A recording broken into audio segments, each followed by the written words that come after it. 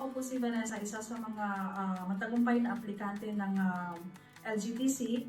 And mamayang gabi, paalis na po ako papuntang Poland. Okay, ma'am. Paano mo po nalaman ang tungkol sa LGTC? Through Facebook, sir.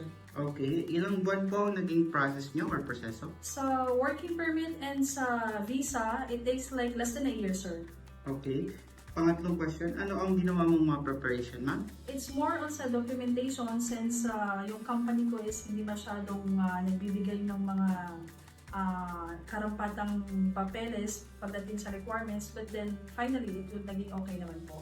Okay. Message mo sa mga nangangarap pa at gustong mag-apply papuntang Poland or Europe, ma'am? Kabayan, pumunta na po kayo sa LGTC at samantalahin ang magandang offer nila para sa magandang trabaho din na dadatnan natin sa bansang Poland. Alright, ma'am. Number 5, last question po. May recommend mo ba ang LGTC sa mga bagong aplikante, Yes, ma'am? sir. Probably yes. Okay, ma'am. Maraming salamat po at ingat po sa inyong flight later papuntang Poland. God bless po. Thank you sa LGTC. Maraming salamat po.